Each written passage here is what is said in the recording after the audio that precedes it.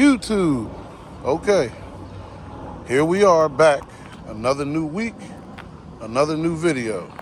Now, I'm gonna let you know now, we're just gonna go ahead and address the elephant in the room with this video, okay? This video is gonna be based off of why I went on air suspension and the pros and cons of going on air suspension.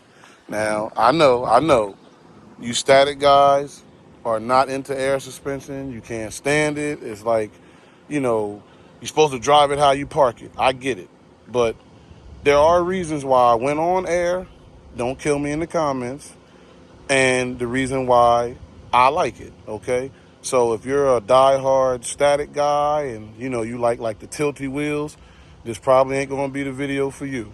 But if you have an open mind about air suspension and just, the difference in static versus air, and this is one that's on air, then you might grow to appreciate this video. Please, just give me a moment to explain it, okay? So, one major reason why I went air suspension is because, as you know from previous videos, I have the J-Blood front bumper. Now, the problem with this bumper is because with that lip extension on it, it hangs very low. Like, let me see if I can get close to the ground and show you. I mean, look how close that is. It hangs low. Now, if you didn't know, this is almost like a $2,000 bumper. Okay, so the last thing I wanted to do was, be a static person and not be able to lift the car up. And you don't always pay attention when you're driving. And the last thing I needed to do was have one of those times where I'm not paying attention and I hit a bump and it tear this bumper up, okay? This isn't the type of bumper that you want to tear up, okay? You want to take care of it as much as you possibly can. Let me back out of there. Okay, so that's the reason why I chose to go air suspension. It was just an effort to try to protect the bumper, okay? Now, other than that, another reason why I chose to go air is, let's face it, even you static guys got to admit, when you pull up somewhere and you hear that car air out, like this here,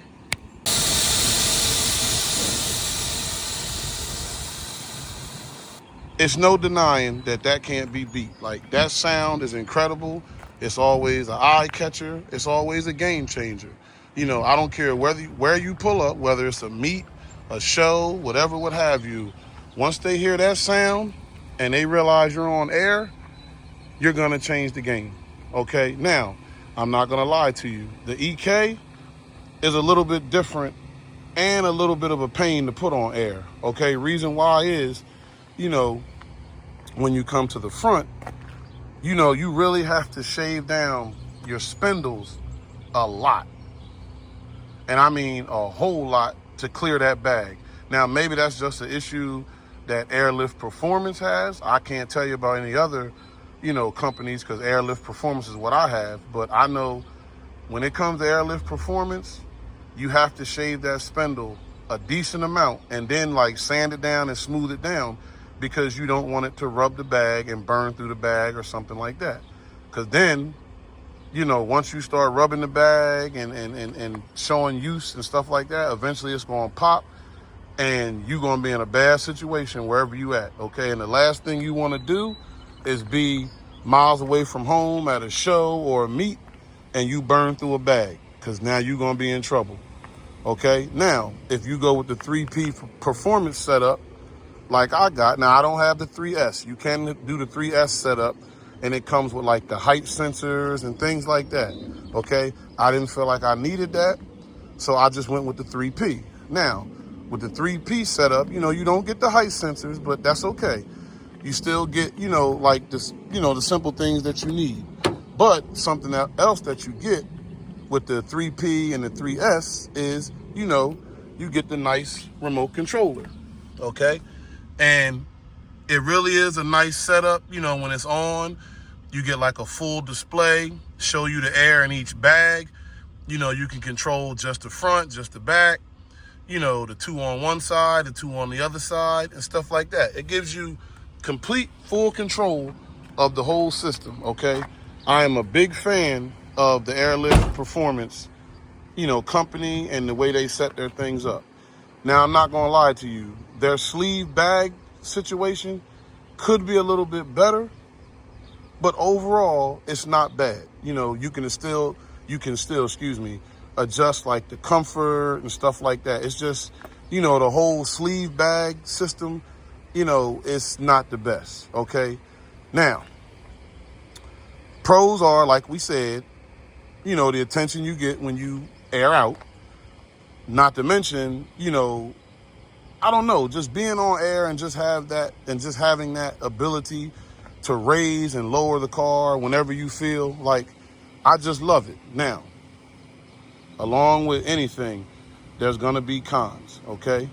I can tell you right now, just off the top of my head, a few cons are, like I said, the whole situation with, having to shave down those spindles a great deal, of an amount so that you don't burn through the bag, okay? Now, another con to air suspension is, sometimes, if you done had like a long day at work or something like that, when you go to get in your car, you don't necessarily feel like having to air it up, air it down, and so forth and so on. So that can be a bit of a pain, when you go to get in your car and you just want to pull right off and go, and then you remember, oh, I got to air it up, okay? Now, there are ways around that, and I'll show you that in a second, because, you have the ability to run like, 2 compressors and stuff like that, so that it will make you capable to air up a lot faster than, let's just say, if you have, just one. So I definitely recommend running 2. I didn't run 2, I ran 1, but I would in the future like to, get another one so that, just so I'll be able to air up and air down that much quicker and won't have to sit there and wait. Now, the other con is that I can think of off the top of my head is when it gets cold, okay? When it gets cold outside, the last thing you want is for one of your airlines to freeze. So there is some maintenance that you have to do, when you do get in cold temperatures. Now, for you truck drivers out there, y'all know what I'm talking about. They do sell, it's like it's something in a can that you can pour into your airlines, that the truck drivers use to basically keep them from freezing.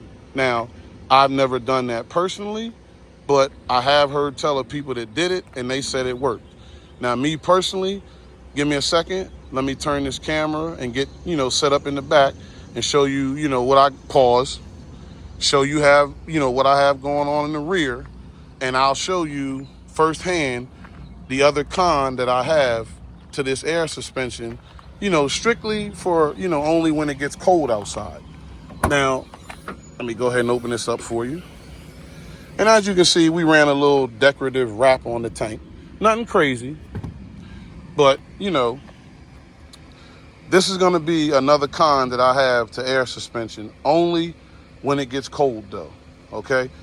When it's warm out, you don't really have this problem. Now, you should do it every once in a while, just to prevent anything from happening. But for the most part, this issue is only when it's cold, okay? So when it gets cold out, you have to do something that they call and they refer to as purge the system, which is basically getting out any water or something like that might build from like condensation or anything like that when it gets cold, okay? So what you have to do is basically you have to come in here, all right? And here's my release valve, okay?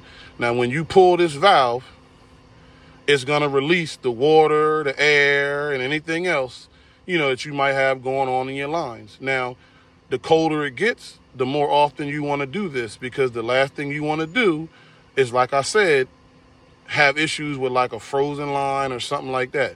Now, pause ahead of time. You want to be careful when you pull this valve, because the last thing you want to do is have this stuff, pause, shoot in your face, okay? It comes out, pause, very hard and, very cold. So if you ain't paying attention and this thing is facing you and it's shooting your face, okay? For the video, I'll show you what I'm talking about, like so.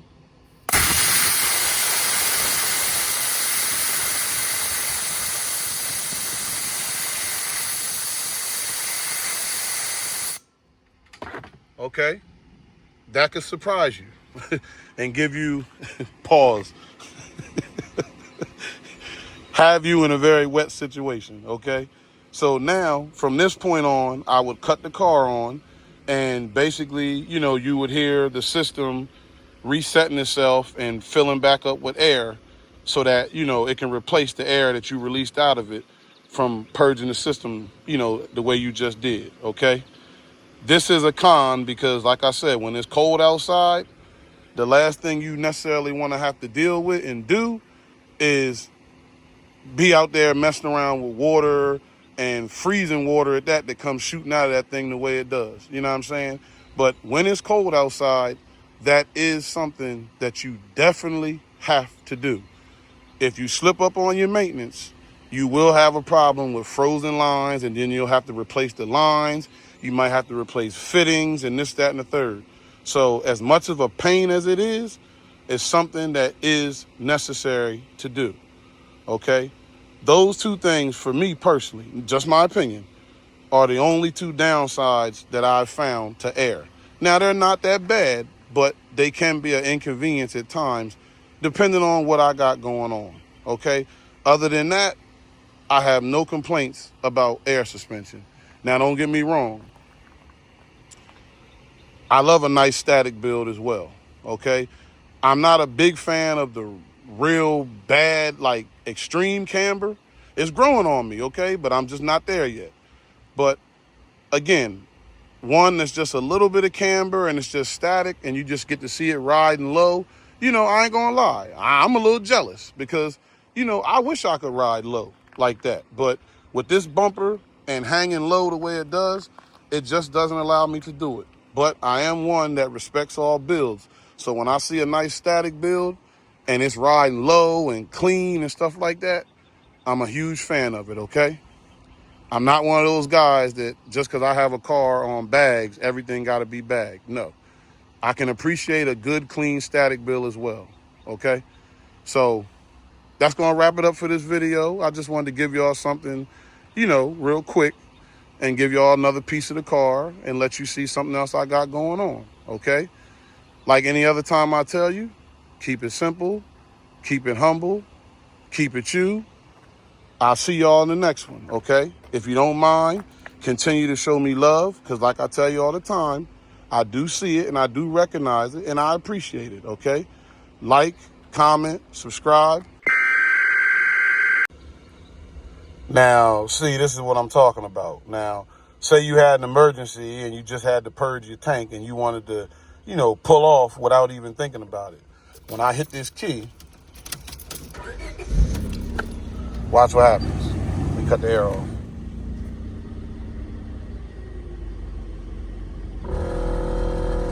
You hear that?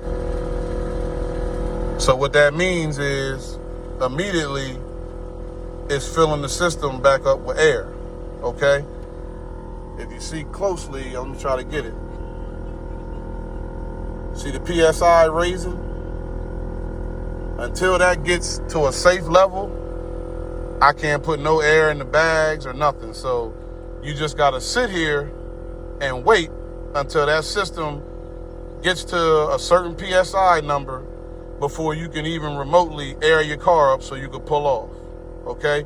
Now again, with a second compressor, it'll get there that much quicker. You know what I'm saying? But with one, it takes a while, not too long, but you are forced to sit here and deal with it, okay? The life of being on air, I tell you, sometimes it can be good and sometimes it can be bad. It's a blessing and a curse. But either way, hopefully we'll have the PSI by next week so I can present y'all another video, all right? I'm going to sit here until this thing is ready. Y'all stay up.